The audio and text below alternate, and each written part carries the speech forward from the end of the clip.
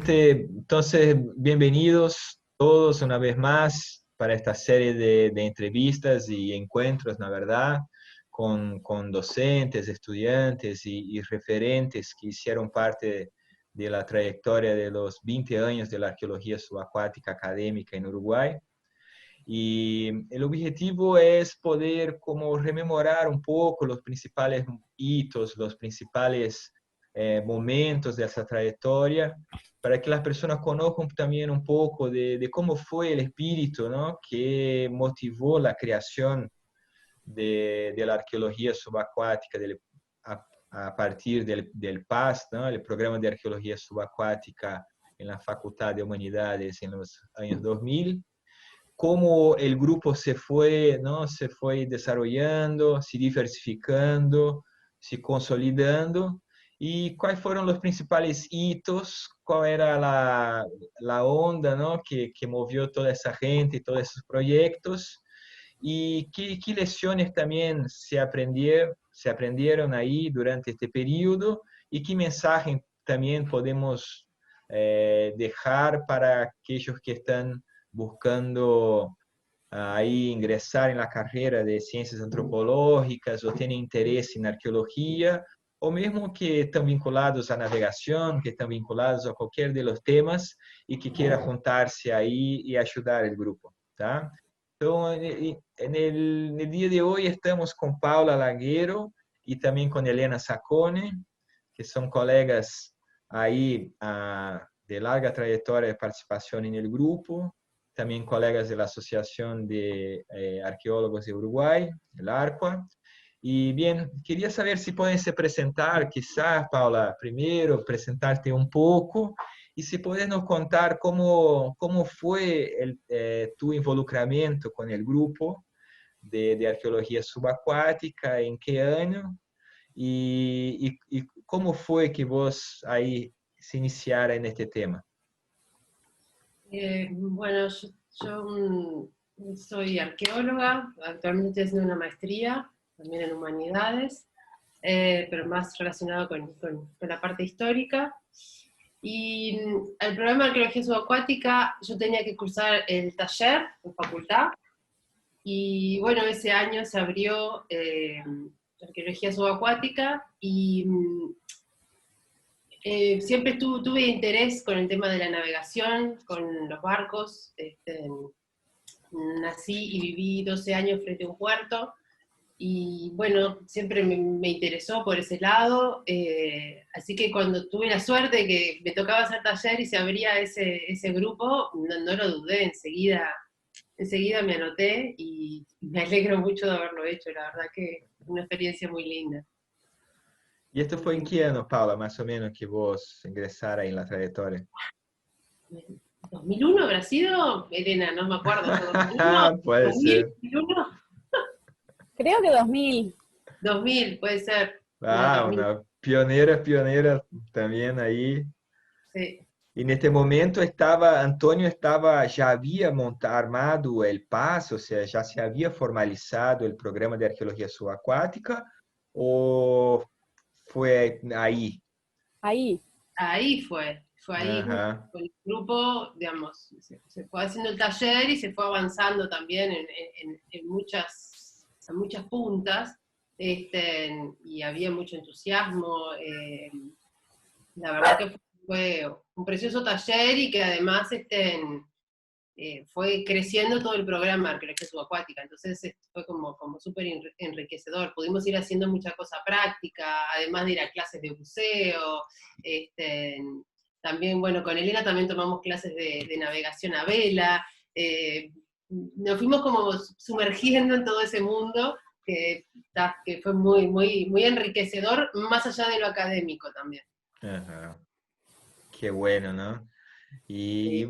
Y vos, Elena, ¿cómo fue que se interesó por lo que estaba ahí andando y en qué año más o menos que te enganchaste con el grupo? Yo entré a la facultad en el 99 y en el 2000 cursé prehistoria americana con Antonio Lezama. Y entonces, no sé, consultándolo con él por participar de alguna excavación o algo así, él me comentó que él estaba trabajando en un laboratorio con estos temas, y yo estaba fascinada con el tema. Y justo como estaba también dando taller, para mí fue por eso te digo que el mismo año, yo hice Americana en el 2000, me parece que era el mismo año ese, que estaban los estudiantes del taller que se juntaban para hacer un curso de buceo. Entonces me comentó eso, y yo me sumé al curso de buceo que iban a hacer los de taller. Así fue que nos conocimos con Paula, y nos hicimos grandes amigas. Qué bueno. Porque nos conocimos en la primera reunión que iba a haber para hacer el curso de buceo en el laboratorio de facultad. Y ahí Y en el ahí laboratorio... me empecé a meter en el grupo. Aunque Qué todavía no, bueno. yo estaba más atrás en la carrera todavía, ya me interesaba pila el tema. Y ahí ya estaban ahí en el laboratorio ahí de la calle Paysandú, o... Ahí, creo que ese mismo año fue la mudanza, porque el laboratorio de arqueología antes estaba en facultad, en un sucucho que había subiendo una escalerita, que ahora no sé qué hay, re chiquito, y se logró ese espacio más grande en la calle Paysandú, y es más, yo me acuerdo de haber llevado cajas, de haber estado en la mudanza. Sí, ahí eran las clases siempre, en el taller, de noche, Sí. largas horas, eran siempre ahí. Ajá. Ahí hacíamos ejercicios también de triangulación. Adentro del laboratorio, sí. Adentro del laboratorio. Llegué a hacer alguna también. Era muy La divertido. mesa, la estantería, el placar, la pileta. Calefón que había también. Sí, sí. Ay, qué bueno, ¿no?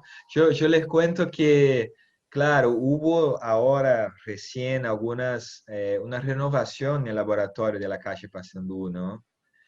Y ahí como ya había muchas cosas del PAS que aún estaban allá, y ahí nos pidieron para ir ver lo que se podía aprovechar y lo que ahí Sigue habiendo. sigue habiendo, porque Yo nosotros estuve no sé. hace poquito estuve y había un montón de cosas, cajas de Puerto Chico. Ah, algunas cosas de material sí, algunas cosas de material sí. Había Lo mucha que, bibliografía. bibliografía, Había una biblioteca con cosas también, sí. sí, llevamos mucho. Entonces, toda parte que tenía de conservación, traemos toda a Maldonado. Entonces, ayer Miguel Castiglione estaba muy así sorpreso porque las fuentes de electrólisis que habían construido de fuentes de computadora siguen acá y siguen funcionando, ¿no? Siguen vivas. Él se quedó muy sorprendido, muy sorprendido. Y también productos químicos, vidrería, un montón de cosas que creo que cuando ustedes vengan a nos visitar aquí van a reconocer las flâmulas todas, las banderas, Mira. los gallardetes No del fue PAS están el ahí. loguito. Ah, qué lindo está este. Ajá. Porque no conseguí, no, igual eran los colores, pero no conseguí la remera que tenía, no sé, no la pude encontrar. Que Ah, salía yo tengo la remera, sí. Ahora después te la muestro. Sí. Las banderas, el logo ese lo diseñó Paula, y las banderas las pinté yo a mano, de 1000 años.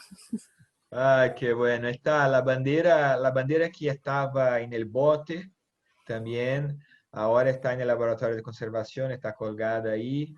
Y bien, sí, sí, está, y mucho material bibliográfico también, tanto fichas de conservación, fichas de buceo, de salidas, ejercicios. Mucha cosa que, bien, buscamos recuperar, algunas porque sí se puede seguir usando y otras simplemente por la historia que pueden contar, ¿no? Y ahí están también. Y fue interesante. Y Paula, quería preguntar, del taller este ahí de los 2000, ¿quién participó del taller que después siguió más o menos vinculado al grupo?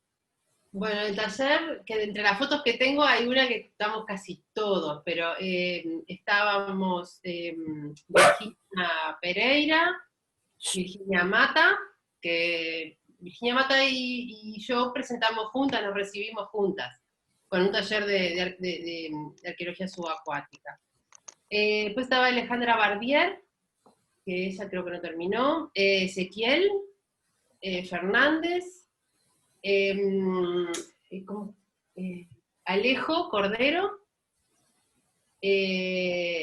éramos 7, y Mario Hoffman. Creo que no me falta más nadie, ¿no? Elena, me parece que... No sé. Para mí creo que éramos 7. Bueno. Que me llevo a olvidar a alguien, pero no, creo que éramos esas personas. ¿Sí? Ah, y si tiene, Paula, Igor no esta estaba. foto, estaría bárbaro. ¿Cómo? Si no- Igor no estaba en ese taller. No. Capaz que estaba en el de Puerto Chico, entonces. Claro, porque después a salidas aparecían otras personas, pero el taller que estábamos siempre éramos así, sí, varones eran Mario, Alejo y Ezequiel, y después estaban las 2 Virginias, Alejandra, y estaba yo. Ya. También son 7, sí. Oh, Paula, si vos tenés esta foto ahí... Tengo alguna foto, sí, tengo una foto justo que fuimos a tomar una cerveza, pero no aparecemos todos, en ninguna estamos todos. Y después hay también de la Laguna de la Campana, que no son mías esas fotos, entonces no están en buena resolución, pero también las tengo, que ahí vinieron 2 estudiantes de la Universidad de Rosario, Argentina, también a participar. Esa fue la primera experiencia así bajo agua del taller. Y sí, ahí habíamos ido, estábamos todos. No me acuerdo si Ezequiel no había podido ir, creo. Pero sí, ahí estábamos todos. Y esto de Laguna, la Laguna La Campana y Puerto Chico. Puerto Chico también fue en este periodo. Contanos un poco. Este el proyecto Puerto Chico yo conozco muy poco, no encontré mucha información sobre él, así es el del puerto que sería el puerto, una parte del puerto antiguo de Montevideo, ¿esto? Sí, yo de Puerto Chico participé apenas, era en tierra, todo en tierra, capaz que vos, Elena, ahí participaste más. Para mí No, fue yo una fui unos días nomás. Sí, yo fui poco ahí, y ahí también trabajaba mucha gente que no era obviamente del taller ni de subacuática, estaba relacionado también con Ciudad Vieja, que es patrimonial. Claro, ahí capaz que el que más obviamente sabe de eso es Antonio, y era una excavación más clásica, pero tenía lo extraño que era en las veredas angostas de la Ciudad Vieja, y que pasaban los autos, y que era un poquito estresante la excavación. Con emoción. Sí, sí. La Laguna de la Campana no, la Laguna de la Campana fue una experiencia muy desafiante, pero muy linda. Era como, supuestamente íbamos a buscar algo relacionado con San Borja, ¿cómo se llama? La reducción de San Borja, que estaba ahí en Durazno. Y que supuestamente a esa laguna le llamaban la Laguna de la Campana porque en teoría habían tirado ahí la campana. Pero bueno, encontramos de todo menos la campana, pero no se veía nada, era como buceo a ciegas. Y estuvo muy, muy interesante. A algunos nos gustó, a otros no. Estaba lleno de tábanos, te sacabas el traje y te picaban, era todo. Pero estuvo muy lindo, muy, muy, muy buena la experiencia. Sí, sí, fue como una prueba. Bueno, si pasás por esto, que te gusta realmente, si no, porque era como empezar en lo peor, ¿no? No era algo No es como, no sé, empezar en la Bahía Maldonado, ¿no? Que ya sería No, un los que empiezan Caribe, ¿eh? buceando en el Caribe, claro, que después no quieren saber nada acá. Sí, sí, Qué sí. bueno. ¿Y vos, y ustedes bucean algunas veces? ¿Ya siguieron buceando así o no piensan? Yo hace años que no buceé más. Después estaba recién mirando que fue en 2001 el curso de buceo. Así que fui en 2001 el taller también. Después en 2003 hice un curso de buceo avanzado y después buceé unos años más, pero pocos, en algunas salidas y alguna cosa así. Y Yo también creo que hasta el 2003 buceé, que fui algunas veces a Brasil, que buceé en agua cristalina, vi tortugas y naufragios también, como para sentirme contenta de que también estaba ese tipo de buceo, estuvo bueno, y ahí fui en 2 o 3 instancias ahí, pero después ya no, acá también en Uruguay cuando hicimos el curso, fuimos también, buceamos en la cantera, Elena, ¿te acordás? La de Sí, de Fernando era, Bolonia. en Colonia. En una cantera, buceamos ahí como práctica, para profundidad necesitábamos. Ujú. Y después en Piriápolis, este, en lo personal no, después no seguí. Ah, qué bueno, tiene que seguir, es una buena, como unas buenas vacaciones de todo, se puede ir a la playa y tal. Está bueno seguir, pero bien, yo sé, a veces no es tan fácil, ¿no? Estar en Uruguay, a veces ir a Brasil para hacerlo y todo. Yo también, yo estoy sin bucear mismo ya hace que un año más o menos. Mirá. También estoy en seco acá, pero bien. Y vos, Elena, cuál fue el primer proyecto que vos te involucraste así en el grupo? Que más o menos se confirmó de que no, yo voy a seguir, me gustó la experiencia y empezó a ayudar mismo en el grupo. Em, Cuando la Laguna de la Campana yo no fui porque, no sé, por el trabajo, por algún motivo no podía, pero ahí ya estaba también vinculada a los proyectos.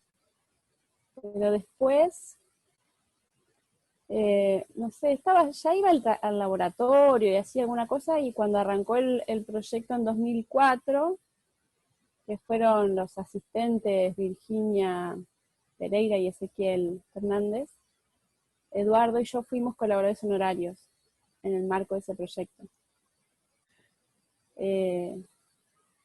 Y bueno, y ahí estábamos ya a full trabajando. Ujú. Desde el primer proyecto, que fue la búsqueda de la nave capitana de Martín Alfonso de Sousa. Ah, Fue contanos un poco cómo el fue primer, cómo el fue el primer proyecto Piriápolis. acercamiento Ajá. a empezar en Piriápolis. La primera salida, me acuerdo, no teníamos ni a dónde ir a quedarnos y terminamos yendo a quedarnos a la casa de un amigo de mi padre, que es como un tío, y habíamos hecho 2 grupos, me acuerdo, y entonces teníamos que como que empezar a contactar gente local, y a mí me había tocado salir con Daniel Piñeiro, el profesor de buceo, y con Ezequiel Fernández. Yo andaba con ellos dos, y el otro grupo no me acuerdo bien quién era. ¿Estabas vos, Paula? No me acuerdo. Yo fui una de las veces ahí, pero no me acuerdo, porque me parece que a esa casa fuimos más de una vez. Sí, creo que fuimos 2 o 3 veces. Pero Yo bueno, una en vez, esa salida terminamos, no sé cómo, dijimos, vamos al Argentino Hotel, vamos a averiguar.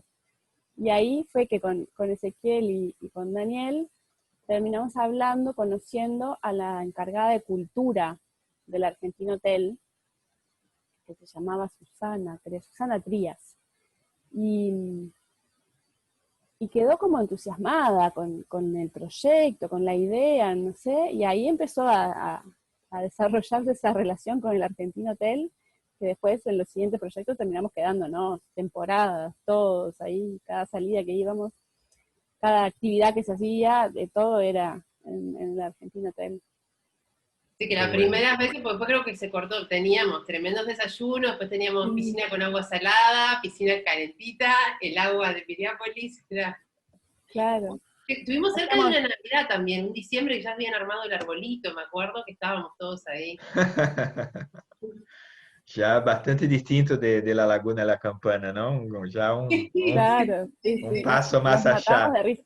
Totalmente diferente de cualquier excavación, de las condiciones normales de cualquier excavación. Sí.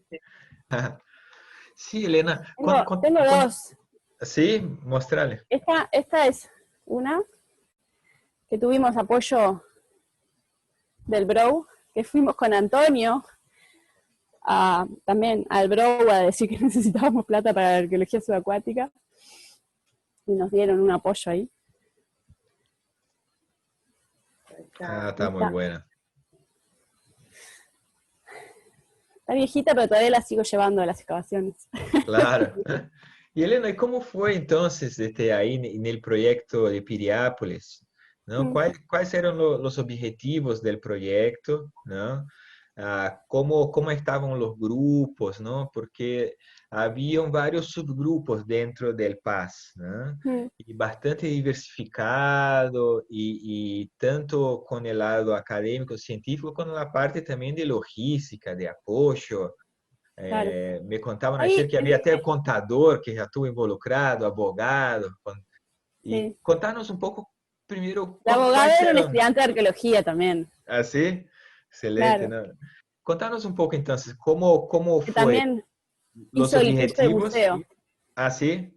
Eh, la verdad, el objetivo general era la localización del pecio de la nave capitana de Martín Alfonso de Sousa, ¿no? De 1531, ¿no? Los objetivos específicos no me acuerdo de memoria. Este, pero bueno, era como la excusa para empezar a prospectar el área, ¿no? Porque se solicitó a prefectura toda esa zona de Piriápolis, desde Solís hasta el Arroyo Potrero, más o menos era, para la universidad. Y entonces en esa franja de costa eh, teníamos la posibilidad de comenzar a prospectar. Y bueno, esa era la principal. Y se fueron detectando distintos naufragios Mm. en la zona. No se identificó la nave capitana de Martín Alfonso de Sousa. Pero se trabajó mucho también con el sitio Vértigo, ¿no? Sí, Tanto ahí en el intermareal como también en el sitio sumergido, con muchas prácticas, ¿no? Mapeo, sí, porque ahí estudios. todavía no existía la Paz 1. Entonces era complicado el tema de salir embarcado. Entonces había que Ujú. buscar lugares donde se pudiera salir al agua desde la costa.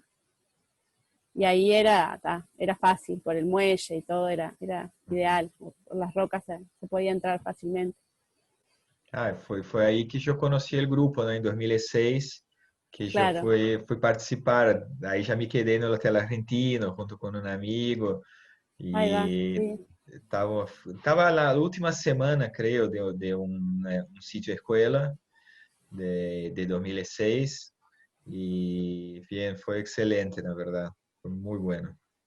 Sí, y ahí ya, más sobre el final, creo, de ese proyecto se empezaron a consolidar esos pequeños grupos dentro del PAS, que cada uno participaba en lo que quería. Entonces estaba el de conservación y estaba Miguel como guía. Yo participé en alguna cosa de hacer modelado, moldeo de materiales. Había conseguido un alginato de dentista y teníamos unas monedas, me acuerdo. Hicimos réplicas después con yeso, con el alginato y yeso de las monedas. Estão nele Cúria, cara. Aham. Encontrei uma moneda de gesso outro dia. Ah, sí, Sí, sí, sí. Ajá. Te mando una bueno, foto después.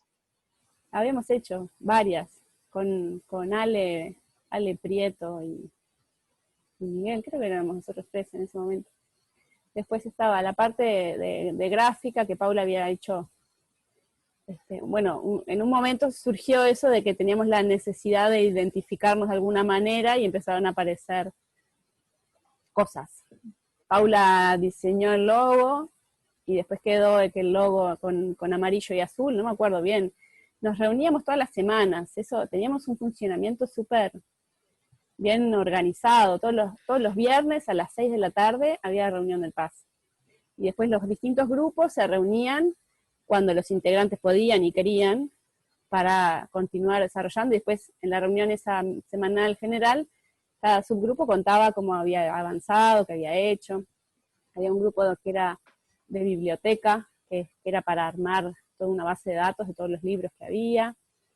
Había un grupo de docencia, en el que estaba también Pablo Bertola, el abogado, que también hizo el curso de buceo con nosotras, no sé por qué. No, porque no hizo el taller contigo, Pau, ¿no?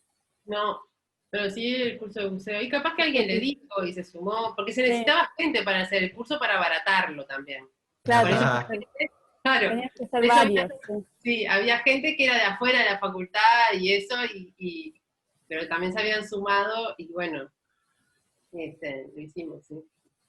Elena, antes del 2005 o 2006, creo que fue que ahí tengo una foto que encontré, vinieron dos franceses, que los trajo Antonio, Thierry, no me acuerdo del otro, que pasaron el sonar por la bahía. Que vinieron como a enseñarnos, sí, a usar el sonar. Y nos mandaban a nosotros a hablar porque más o menos chapurreábamos en francés y podíamos comunicarnos con ellos. Qué bueno. Thierry, sí, no me acuerdo mucho más del otro. Ahí también hicimos algunas trabajo antropológico, porque también estuvimos, por ejemplo, haciendo relevamiento de las anclas que había en Piriápolis, algunas historias, también entrevistamos lugareños, como que era también complementario, ¿no? También trabajamos con el liceo, fuimos a dar unas charlas al liceo, y después hicimos un trabajo, una práctica en la playa en la arena, no en el agua, de medición. Sí, con todos los gurises, me acuerdo, como... Primero en el liceo, sí. De arqueología del futuro. Sí, sí, estuvo muy bueno. Yo veo también que tuvo justamente mucho trabajo con la comunidad, con vecinos, y el programa era muy, muy fluido, con fronteras muy abiertas, ¿no? De participación, Sí. tanto de fuera para adentro, de dentro para afuera. Esto es muy interesante. ¿Cómo las personas, porque 2004, cuando arranca el proyecto de Piriápolis, ¿no? Es uno de los picos de las actividades de permisarios en Uruguay, ¿no? Cuando toda a costa uruguaya estaba como Loteada. loteada, y ahí se creó una vaga que la universidad pudo, Para incluso acceder al pedacito de un Piriápolis. pedacito. Sí. Incluso contó Antonio que el rector desde entonces tuvo que firmar un contrato con Prefectura Naval, que fue sería 50%, sería, si fuera repartido bien, una locura, 50% para la universidad, 50% para el trago, ¿no? Entonces, ¿cómo ustedes percibían esto? Porque no fue, por ejemplo, una cosa que había pasado. En 2004, estaban a 2 años del decreto de 2006, ¿no? Y Sí. termina los permisos. ¿Cuál era la percepción de ustedes de este periodo? Porque ustedes más o menos convivieron, ¿no? Con esto. ¿Cómo esto resonaba en el grupo? ¿Era un tema presente? Y cómo también se negociaba con la opinión pública lo que era una arqueología académica, científica, y de lo que, por ejemplo, estaba haciendo ahí en el río Santa Lucía o con el Águila de Grafespé y Isla de Lobos, que estaban, y Bahía Maldonado, Cabo Polonio, todos proyectos que estaban vivos ahí en este periodo. Sí, estaban vivos y siguieron vivos. Yo el recuerdo que tengo de esa época es de que teníamos vecinos, digamos. Si nos íbamos un poco más al este, nos cruzábamos con un vecino, y si nos íbamos un poco al oeste, nos cruzábamos con otro vecino. Que estábamos, por un lado, en igualdad de condiciones con todos los permisarios, ¿no? Que se nos trataba como uno más a la universidad, y por otro, estábamos en inferioridad de condiciones porque ellos eran todos empresas con poder económico que nosotros, como un pequeño grupo incipiente dentro de la universidad, no teníamos. Entonces era una especie de competencia desleal. Con la opinión pública yo no tengo recuerdo de haber tenido que negociar nada, pero sí en momentos, en cuestiones personales, de repente te decías, que si es algo de arqueología subacuática, pero eso me sigue pasando hasta el día de hoy. Y entonces te mencionan al buscador de tesoros más conocido, o el que ha salido últimamente en la televisión. Se ha Como sacado fulanito. oro. Claro, y ahí tenés que estar, pero no con la prensa, sino en un mano a mano con distintas personas conocidas. Porque, claro, esta gente tenía mucha prensa.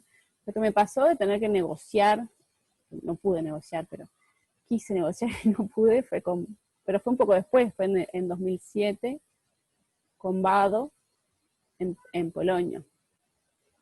Porque cuando apareció en Polonio, en el verano de 2007, los restos de ese barco en la playa, yo estaba convencida, y sigo convencida, de que eso es una parte de Nuestra Señora del Rosario, y la otra parte está en el agua, está 200 o 300 o 400 metros para adentro, no sé exactamente, y esa área la tenía Vado, por más de que ya había sido el decreto de 2006 y no se otorgaban nuevos permisos, Vado seguía teniendo el permiso para explotar el área. Entonces, yo llamé a prefectura para pedir autorización para hacer una prospección y me dijeron que tenía que pedirle permiso al permisario que tenía el área otorgada. Y lo llamé por teléfono y hablé con él, y me dijo que él era el permisario, pero él no me podía dar permiso a mí porque él no tenía permiso de patrimonio para continuar con su trabajo ahí. Ahí quedó todo truncado. Sí, wow. Y nunca más. Esas fueron mis experiencias así con los permisarios. Lo recuerdo ese que estaban Conque y no me acuerdo quién más, a los costados del área que tenía el PAS en Piriápolis, y con Vado allá en el Polonio. Bien, bien. Mi recuerdo de esa época era como que eran mundos paralelos. Una cosa era la universidad y otra cosa era lo que pasaba paralelamente con la gente que tenía como mucho poder y mucha prensa. Recuerdo puntualmente lo de Graf Spee, todo lo que se le dio de importancia.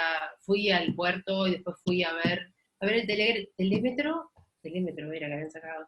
Y después fui a ver el águila que los ponían en un hotel, en Pocitos. Sí. Me acuerdo, con todos vidrios, todo lleno de gente, y como sorprendida de que, ¿no? que uno estaba en ese mundo y que no pasaba nada de eso y que todo era como el doble de trabajo. Pero nada, la parte legal siempre también fue algo que como que no ahondé mucho, más que, bueno, eso como decía Elena, que en el Cabo ya sabíamos que no nos podíamos tirar al agua, había como reglas que uno se amoldaba a eso, y que el área de la universidad era una, por más allá que a veces indignara o que diera bronca, pero yo lo veía así como mundos paralelos conviviendo en el mismo país. A su vez eran contradictorios, ¿no? Pero bueno. Pero era como algo que no podíamos cuestionar demasiado, porque era como el status quo en el que nosotros irrumpimos y empezamos a querer, ¿no? Sí, y era un poco como que... La realidad era esa. Claro, y qué suerte que la universidad logró eso. Entonces como que era, bueno, hay que quedarse contento, muy contento con esto. Pero No como habían que protestos en la calle, no habían manifestaciones, paros, no había, ¿no? Qué interesante, porque esto para mí es como, por ejemplo, la economía del dólar y la economía de ahorro pesos, ¿no?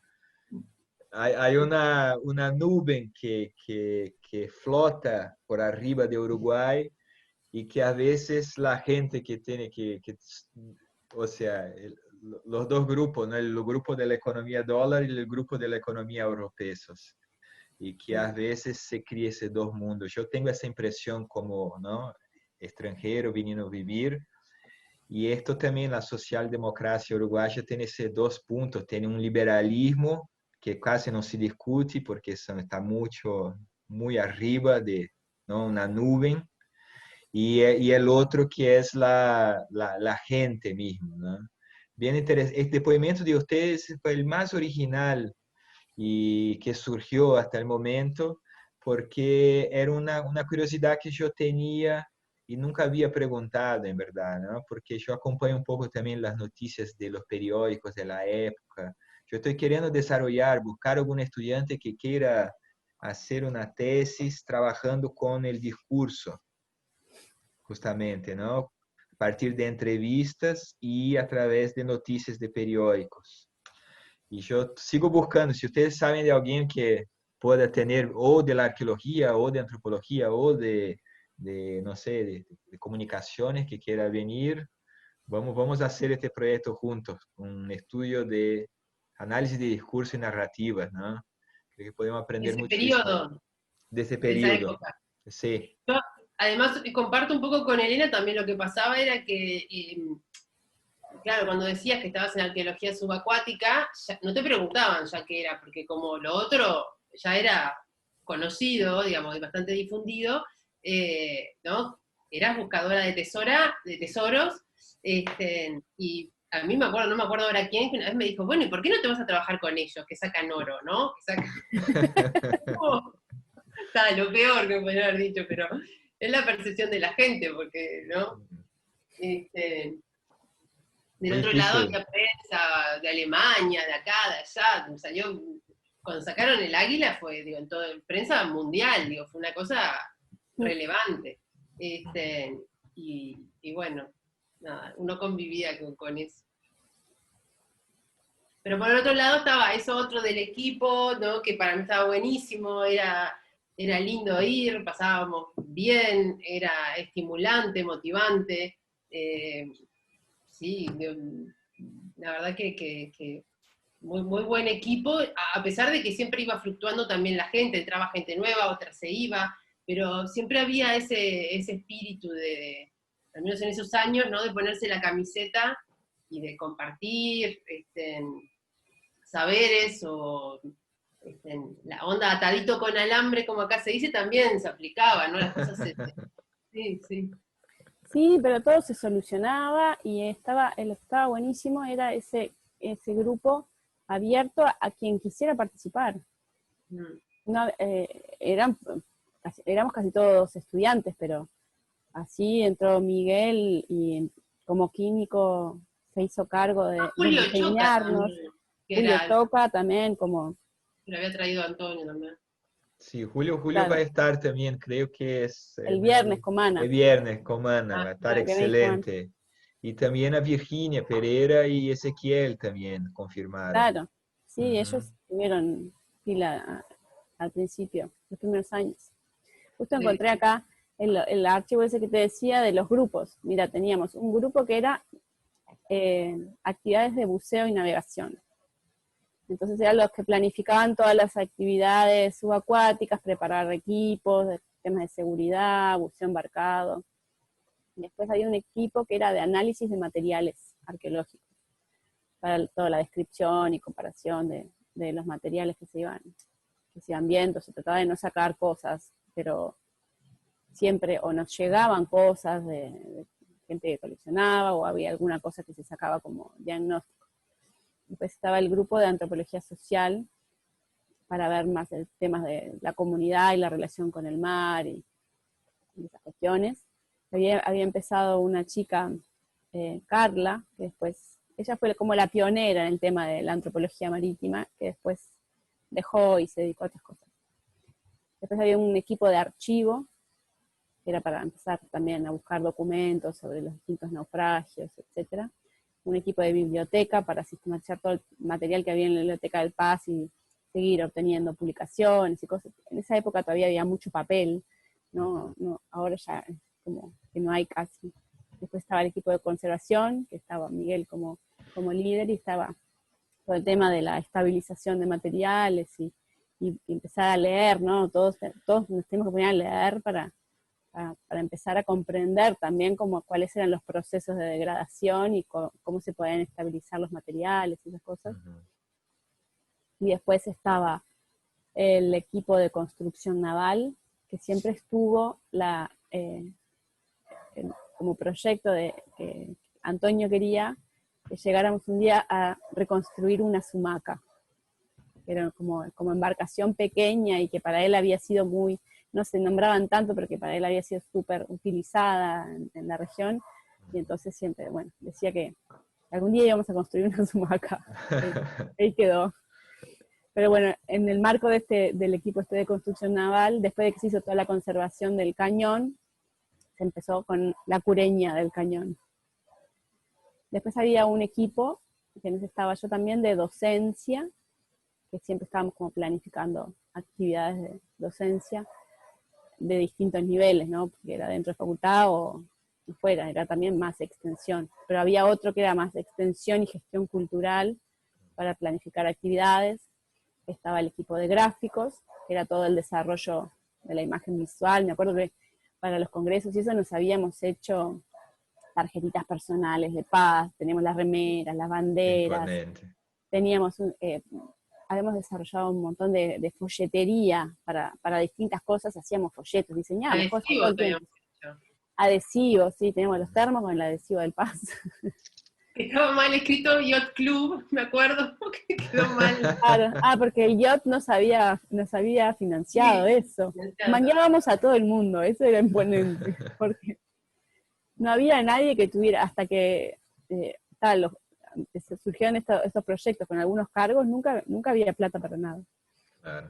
Después estaba el equipo de legislación, que era todo para tratar de ver el tema de las leyes en Uruguay y qué legislación eran de referencia en arqueología subacuática, ¿no? En la región y en el mundo. Porque obviamente lo que había acá era todo un desastre.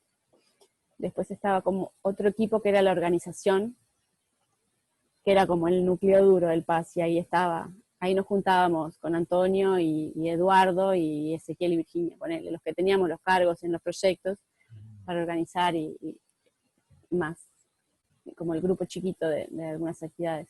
Y después había otro equipo que era de SIG, de Sistema de Información Geográfica, para analizar fotografías aéreas y tener una base digital con los sitios, esas cosas.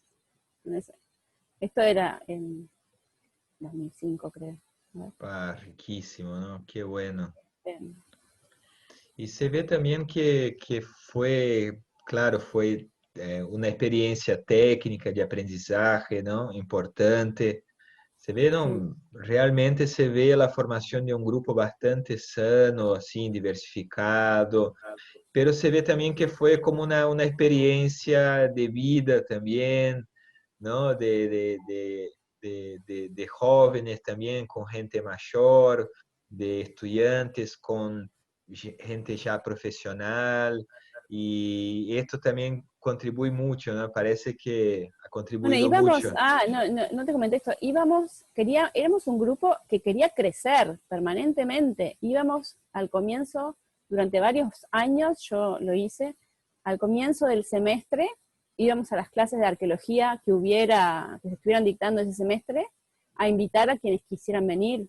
Pasábamos una hoja que se llenaba de correos, y después les mandábamos un correo a todos invitándolos a una primera reunión de aproximación al grupo, y ahí se sumó muchísima gente. Llenábamos las del laboratorio, gente sentada en el piso. Era imponente.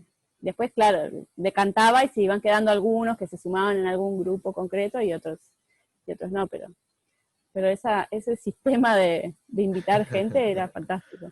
Como una catequización, ¿no? Sí. Sí, qué bueno. Y gente, ¿y cómo así, cómo es esta experiencia, ¿no? En una etapa de vida de ustedes?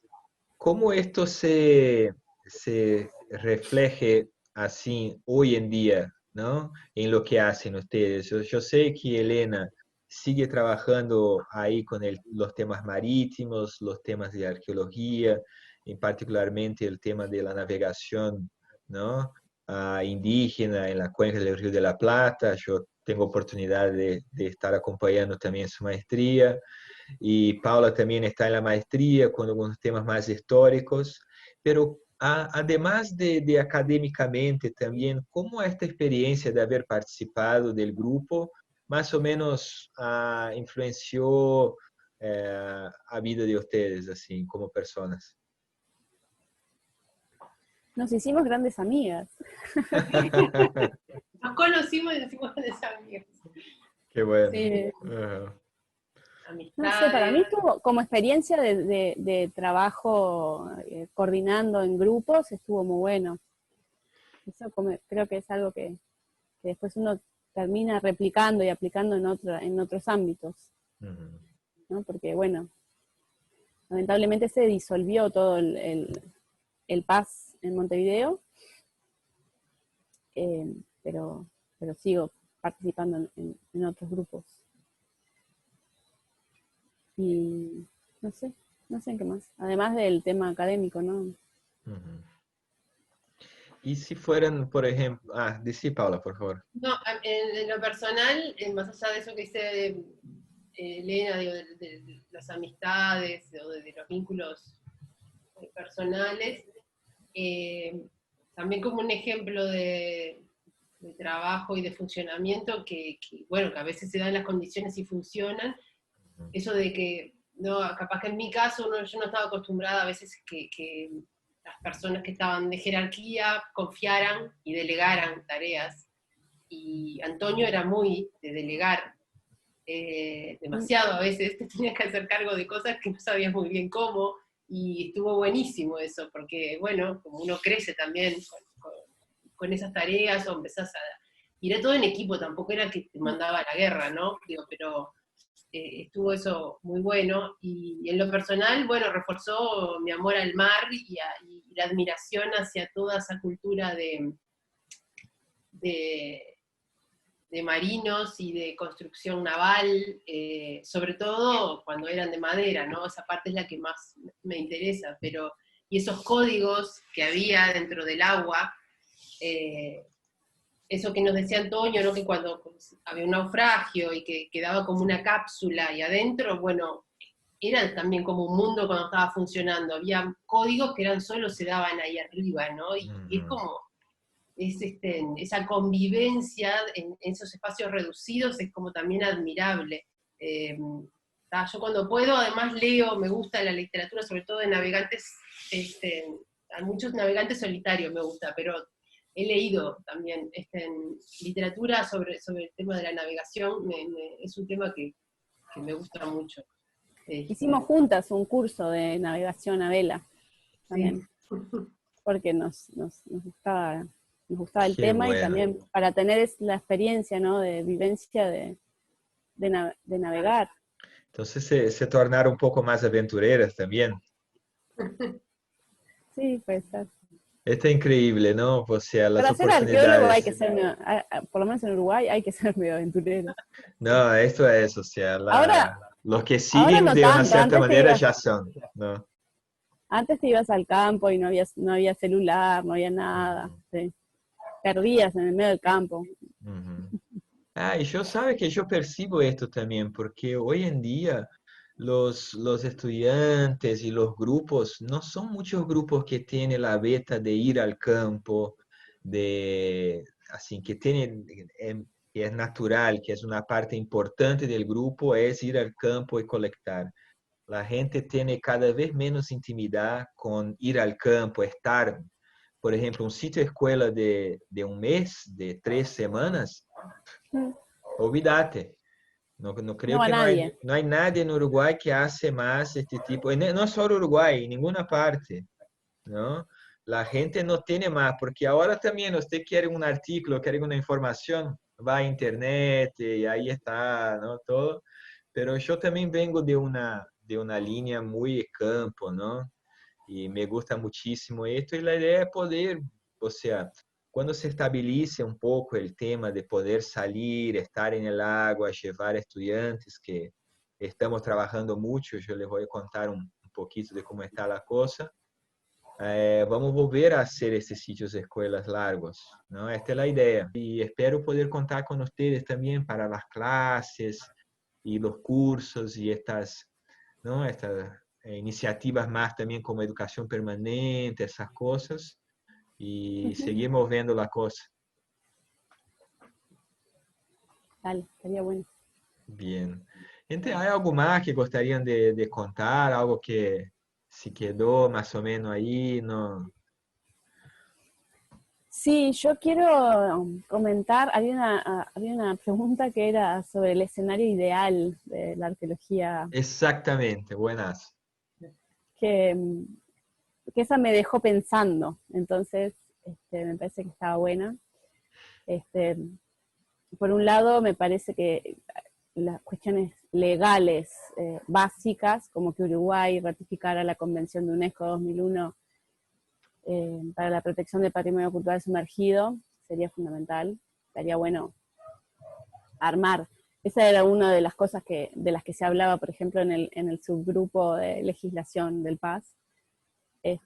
Y la otra es que finalmente se apruebe, se redacte y se termine por una vez de aprobar una nueva ley de patrimonio, que bueno, que venimos arrastrando hace casi 50 años, no incluye el patrimonio sumergido, y bueno, me parece que una nueva ley que de alguna forma lo englobe al patrimonio sumergido junto con el patrimonio terrestre serían cuestiones básicas de una situación ideal. Por otro lado, me parece que estaría, en cuanto al tema de los profesionales y de la gente que se dedica a la subacuática, estaría bueno que se consolidara más la formación de profesionales, ¿no?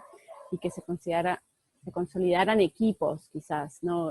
Así como están ustedes en el CURE, en Maldonado, que pudiera haber otro equipo de gente trabajando en temas de arqueología marítima y subacuática en Montevideo, y quizás otro en Colonia, o sea, grupos que trabajaran de forma coordinada, no que duplicaran esfuerzos. Pero bueno, la costa es muy amplia y hay un montón de temas para abordar que me parece que habría espacio para trabajar muchas generaciones de arqueólogos marítimos. Es un tema bastante que ha sido bastante relegado acá, no como otros temas, yo qué sé, los cerritos de indios y temas que mucha gente, la arqueología subacuática tuvo que nacer en la academia a los codazos para hacerse un lugar, y bueno, me parece que lo ideal sería eso, ¿no? Que hubiera más grupos de profesionales consolidados y que trabajaran interdisciplinariamente, porque es necesario mucho el aporte de otras disciplinas, pero también interrelacionados. Esto está muy bueno. Eso que dijiste, lo Sí. último que dijiste, creo que parte de que cuesta más también es porque el uruguayo, por más que está rodeado de agua, de todos lados hay ríos, arroyos, cañadas, océano, en general, ahora empezó a cambiar un poco, pero no sabe nadar, digamos, salvo unas semanitas en verano, después no come pescado, no se acerca al mar, no navega, nada, miramos para adentro, nunca se mira hacia el mar. Es como, no sé, es extraño. Entonces también está el hecho de que, si vas a hacer arqueología subacuática, primero tenés que saber nadar, segundo bucear, ahí ya hay gente que queda como aterrorizada. Es como el agua, sí, el agua es como un limitante, ¿no? Más allá de la semanita de verano, que podés estar en la orilla o ni siquiera mojarte, el uruguayo con el agua hay un tema. Sí. Y bueno A mí que... eso me pasó de verlo estudiando la navegación indígena, como muchas veces en la arqueología tradicional, cualquier curso de agua se veía como un obstáculo y no como una vía de comunicación para los grupos prehistóricos. Siempre estaban hablando de que había que buscar un paso porque si no, no podían llegar a no sé dónde. Y yo pensaba, pero al revés, es la vía rápida que tenían los grupos prehistóricos, los grandes cursos de agua. Y la Y es parte de eso, ¿no? arqueología... De pensar en el agua siempre como lejos, un obstáculo o algo a lo que no se metían. Lo bueno de la experiencia de la arqueología subacuática en Uruguay es que ha introducido mucha gente en este mundo, ¿no?